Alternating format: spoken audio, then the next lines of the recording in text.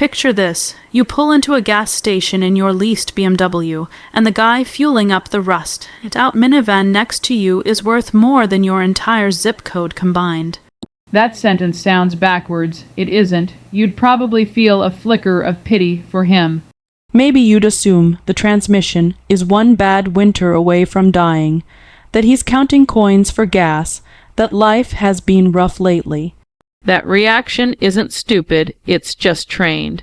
Almost everyone on the planet has been trained to read cars, buildings, and jackets as scoreboards. But that particular minivan driver isn't broke. He's sitting on a portfolio worth more than 7 figures, most of it built quietly through decades of compounding and a handful of early bets on companies nobody else believed in yet. He doesn't drive that van because he's stuck. He drives it because it's a decision, one he made a long time ago and never bothered reversing. And that decision is the exact same habit that turned an ordinary paycheck into real wealth, so why would anyone with money choose to look like they don't have any? That question is what this entire video is built around, because deliberately looking unimpressive might be the single smartest money move a person can make, and the people who actually get rich figured this out long before the rest of us caught on. Let's start with something most people never notice. There are 2 entirely different financial games running in every town, every office, every school pickup line at the exact same time. Most of us assume everyone around us is competing in the same contest we are. They're not. One of these games is loud.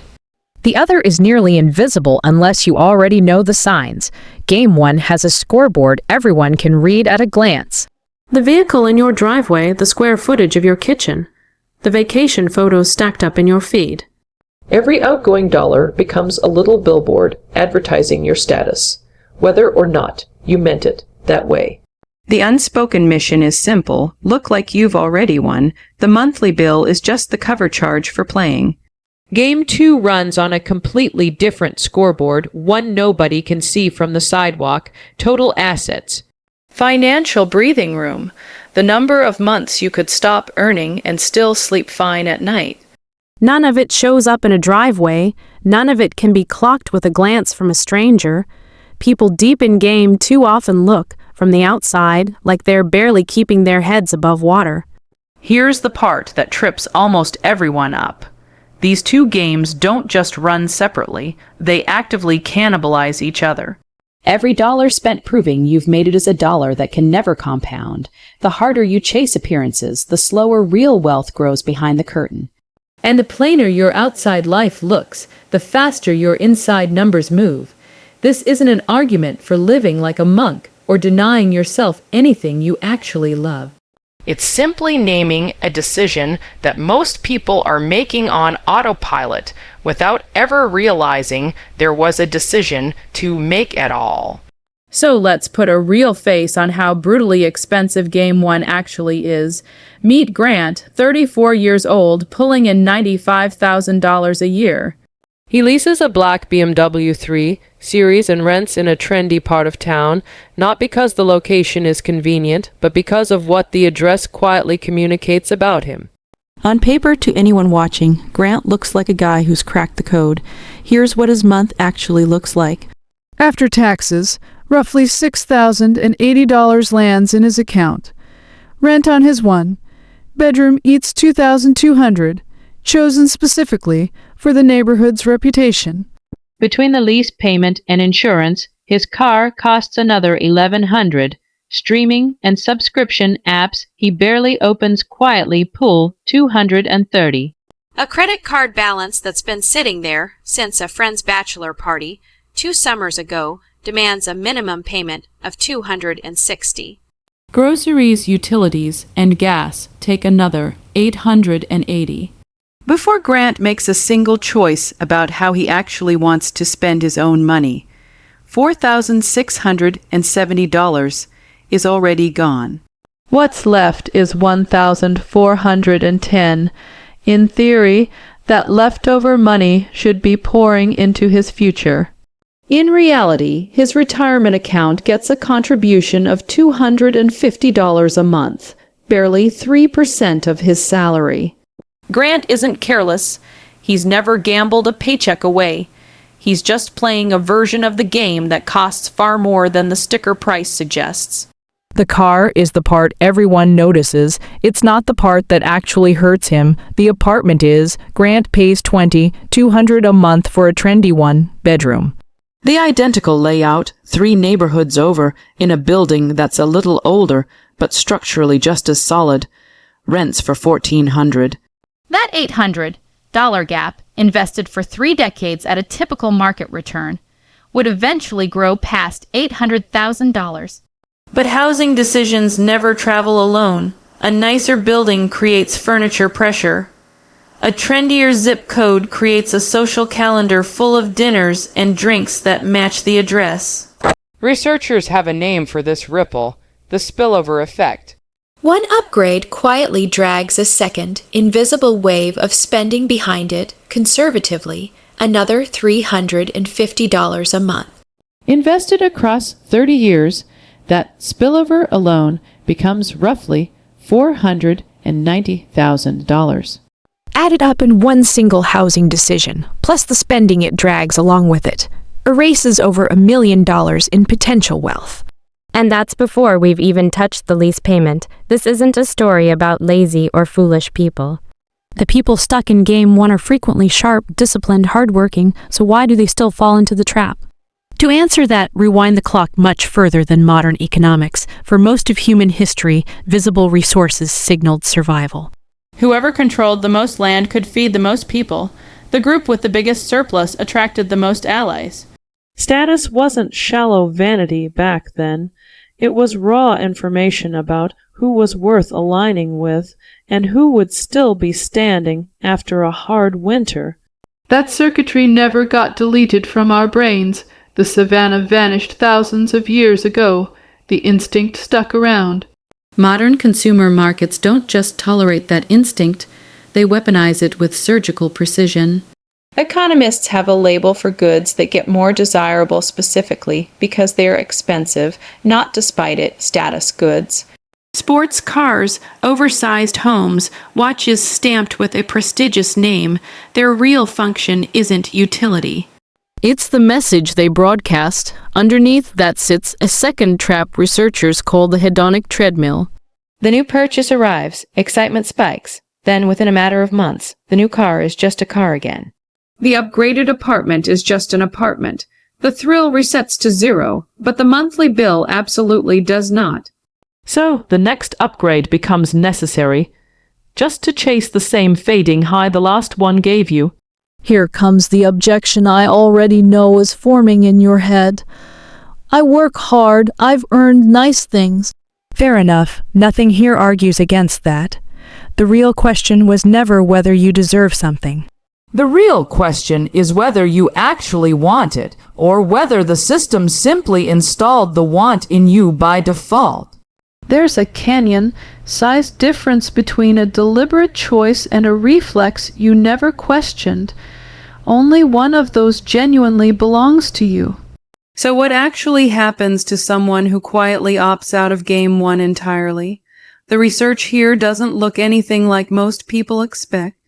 Decades of studies tracking real millionaires, not the curated version people post online, but people with verified, audited net worth, keep landing on the same surprising picture. The typical millionaire drives a modest, mostly unremarkable vehicle worth a fraction of the average household's yearly income, paid off years ago, and kept running until replacing it actually makes Financial sense, the overwhelming majority of self-made millionaires drive completely ordinary, non-luxury cars. The flashy exceptions are the ones people picture when they imagine rich. The quiet majority are the ones who genuinely have the money. Before we move on, think about your own vehicle situation right now, the payment, the insurance, the fuel. Hold that number in your head. We're coming back to it. Large-scale financial surveys keep confirming something that surprises almost everyone. The link between income and actual net worth is far weaker than people assume. High earners who also spend heavily build wealth painfully slowly. Moderate earners who control their outflow build wealth steadily and predictably.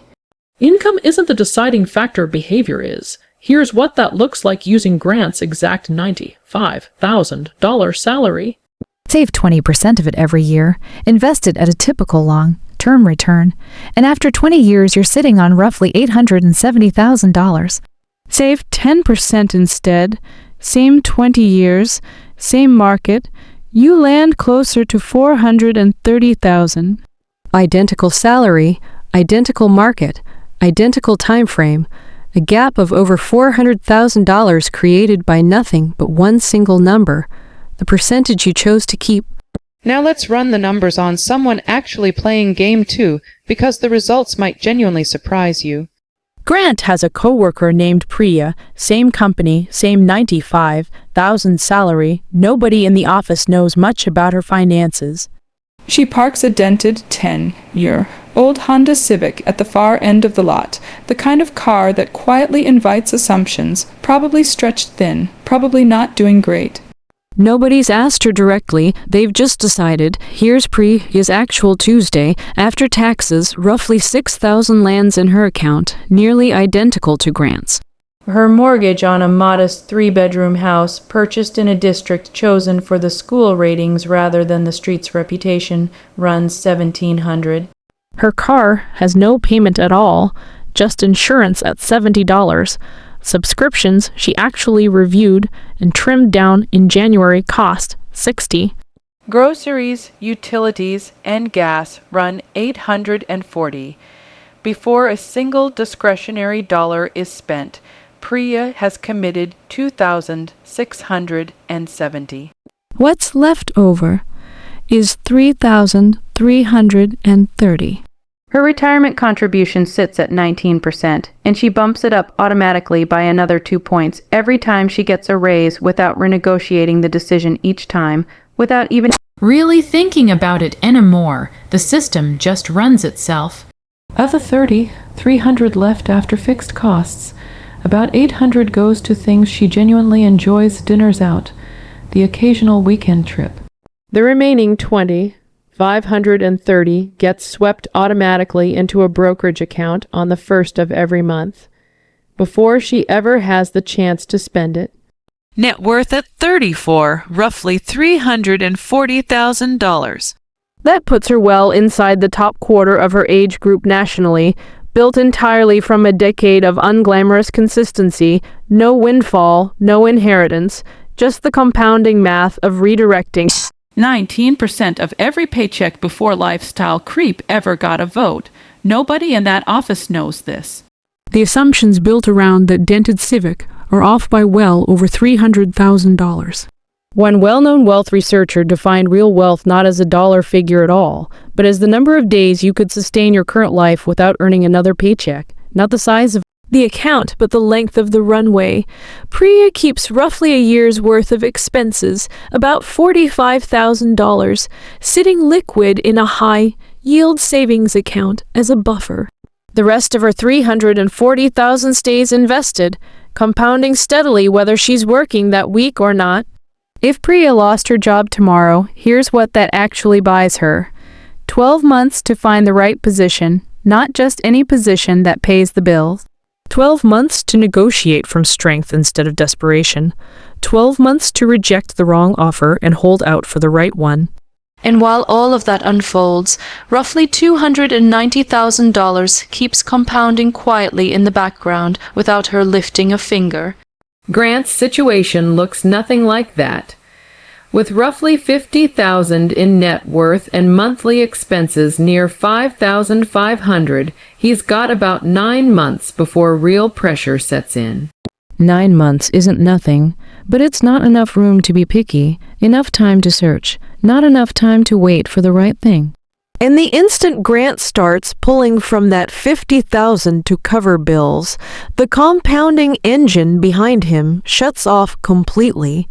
Every dollar spent is a dollar permanently pulled out of the equation. Same salary, same starting line.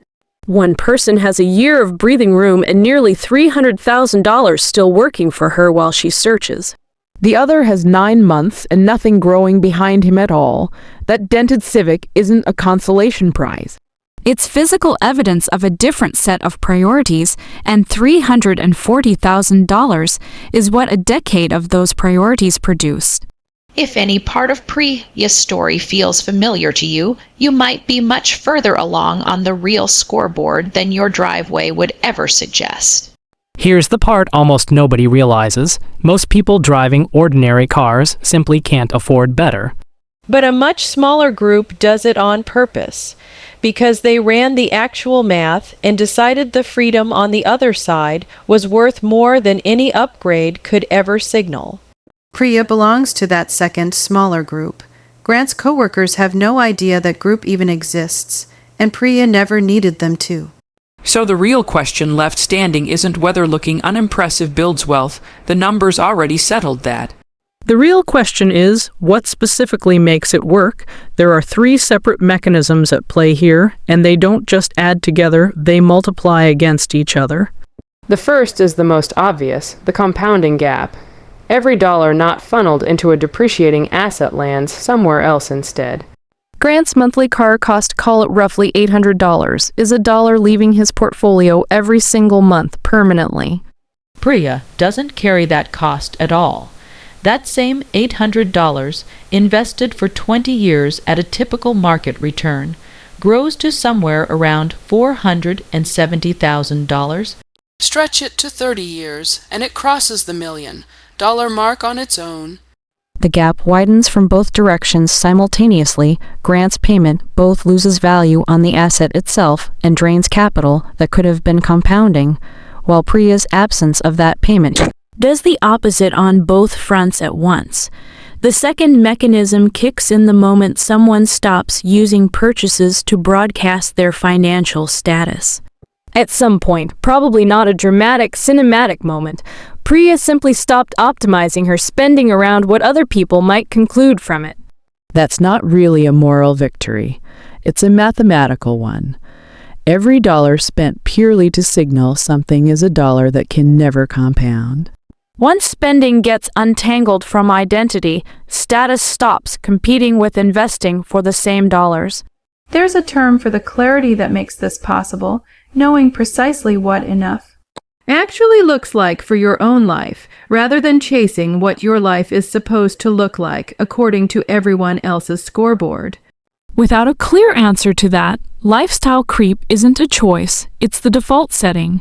Every raise just finds a new spending ceiling to climb toward. With a clear answer, the raise finally has somewhere better to go. The third mechanism is the one people rarely notice until they've actually lived inside it. When someone has a full year of expenses banked and hundreds of thousands compounding quietly behind them, every decision they make is structurally different from someone without that cushion. They negotiate differently because walking away is genuinely on the table. They endure hard seasons differently because they're not trapped there by necessity. They choose differently, period, because the choice actually belongs to them, not to 9 months of runway and a portfolio that stopped growing.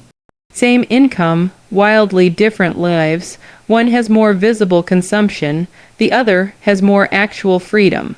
That gap of visible spending versus real freedom is the entire game, start to finish. So what does moving from Grant's side of the ledger to Priya's side actually look like in practice, not as a theory, but as specific moves you could make this weekend? Start with the vehicle. The real question was never whether you can technically afford the payment. It's what that payment costs you over the next 3 decades. Take your current total monthly car cost, payment, insurance, fuel, and multiply it by 360. That's the true 30-year price tag of that single decision, in dollars that will never touch an investment account. Sit with that number and decide honestly if it still feels worth it. Next, raises. The moment your income goes up, redirect at least half of the increase before your life's. I'll gets a chance to notice it exists. Bump your retirement contribution the same week the raise lands, not next month, not after reviewing the budget. That same week, Grant's raises kept finding new spending ceilings. Priya's raises kept finding new accounts. The entire gap between those two outcomes comes down to the timing of one small administrative decision. Subscriptions next. Pull up your statement and read every single line. Anything you can't immediately justify keeping, cancel it. Set a reminder for next January to do the same audit again. 20 minutes once a year, and it quietly recovers more money than most people would guess. And finally, signals. The next time you're about to buy something, and part of the motivation is how it'll look to coworkers, neighbors, or strangers in a parking lot, ask yourself one honest question: do I actually want this, or does the game just require it? Those are two very different questions, and the answer isn't always the same one. The moment you start consistently asking the second question before you spend, you're already playing an entirely different game than the one that parking lot is trying to sell you. If this video shifted how you think about what real financial progress looks like, hit like and consider subscribing to Winds of Thought. There's more where this came from. Next time, we're covering the exact wealth milestones that predict whether you'll be financially free before 45.